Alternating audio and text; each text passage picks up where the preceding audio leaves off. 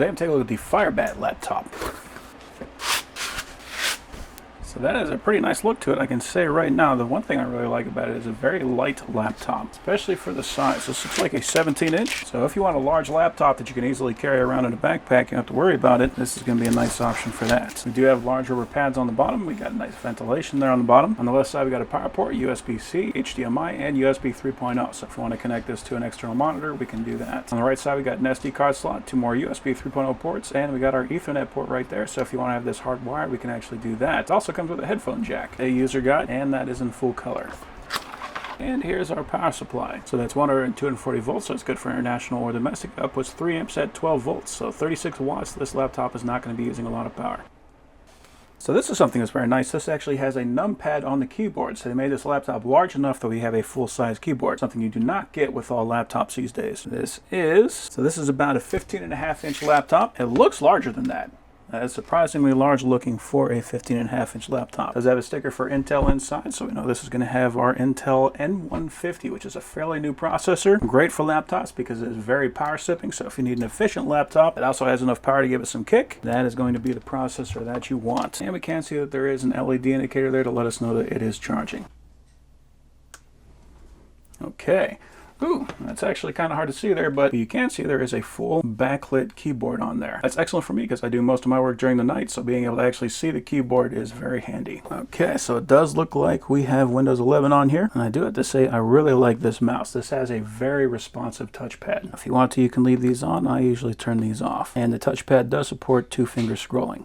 Yeah, that is a very nice touchpad. Nice and large as well. That's important for a touchpad, and we can also click on it, so you can hear the actual physical clicks. Definitely something you don't get with every touchpad these days. Okay, so we are ready. We are on our desktop. That did not take long at all. Looks like they did put a custom logo on there. That's kind of cool for our background. We do have our taskbar right there in the center. I personally always prefer having that on the left. So we'll go to taskbar behavior, and we will put that on the left. So let's connect to the internet. We can see this does have Wi-Fi built in, so that's important. We don't have to get our own Wi-Fi card, and we are connected. So I'm going to go to Start, Settings, and Windows Update. And we can see we got a bunch of updates on there, so I'm going to go ahead and let this download and install, and we will come back to it. Okay, so we are fully updated. I have downloaded a game, and let's go ahead and play. Cool. So that actually looks pretty good. So I have the graphics turned all the way down, but we are getting a very fast refresh rate with this little laptop. The thing to keep in mind here is this is a 6-watt processor. So this uses about as much power as like an LED light bulb. This uses very little power, and this is fully capable, very clean, very capable of running this game. So yeah, that's awesome. All right, so while we're at it, let's go ahead and plug in an external monitor.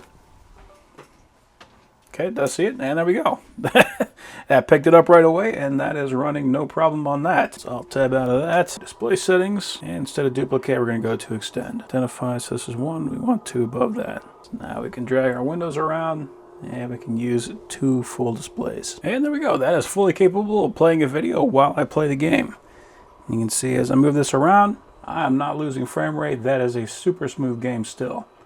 So that is great. So let's go ahead and take a look at OBS. I'm going to go to display capture, and we will create a new display, and we'll go to primary monitor. Go ahead and maximize that, but we can see right there it is in fact capturing the entire display, and we can see by the mouse moving in every window behind it that is actually refreshing very rapidly. So that is excellent. So you could definitely stream with this if you wanted to. We got a 930 gigabyte hard drive, so it's about a 1 terabyte. Let's go ahead and do a speed test on that hard drive.